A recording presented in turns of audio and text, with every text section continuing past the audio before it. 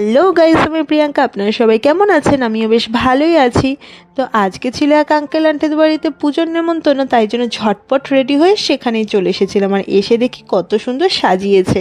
আর হ্যাঁ, এখানে ছিল বজরংবলির পুজো, আর পুজোটা হচ্ছিল আন্টিদের বাড়ির ছাদে, তাই জন্য আমরা ছাদেই চলে এসেছিলাম।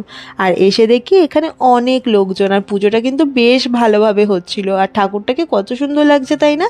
আর এই ঠাকুরের পাশে যে আন্টি দাঁড়িয়েছিল সেই আন্টিদের বাড়িতেই পুজোটা হচ্ছে। তো এখানে বেশ কিছুক্ষণ টাইম কাটিয়ে তারপর আমরা চলে এসেছিলাম খাবার দাবারের এখানে। আর এখানে এসে দেখি বেশ এলাহি আয়োজন হয়েছে। তো প্রথমে আমাদের দিয়ে দিয়েছিল প্লেট, আর তারপর কিন্তু চলে এসেছিল মিনারেল ওয়াটারের বোতল। তো সেগুলি আমরা নিয়ে নিলাম, আর তারপর চলে এসেছিল গরম গরম বাসন্তী পোলাও। আর পোলাওয়ের সাথে ছিল নিরামিষ কাশ্মীরি আলুর দম। আর সত্যি বলতে নিরামিষ পোলাও আর কাশ্মীরি আলুর দমের কম্বিনেশনটা যেন অসাধারণ লাগে। তো সেটাই খাচ্ছিলাম, আর খেতে খেতে চলে এসেছিল গরম গরম বেগুনি।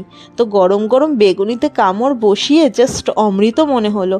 তো তারপর চলে এসেছিল পনির, আর পনির খেতে আমার খুব একটা ভালো লাগে না। তো যাই হোক, দিয়েছে এখন খেতে তো হবেই। আর তারপর চলে আসলো চাটনি। আর সত্যি বলতে এরকম খোসাওয়ালা আমের চাটনি খেতে আমার বেশ ভালো লাগে। আর তার সাথে ছিল পাঁপড়, আর তারপর ছিল পায়েস আর মিষ্টি। মিষ্টিটা আমি নেইনি। তো এগুলোই খেতে খেতে চলে এসেছিল আইসক্রিম, আর তারপর হাতটা ধুয়ে আইসক্রিম খেতে খেতে বাড়ি চলে আসলাম। তো আজকের মতো এইটুকুই, টাটা।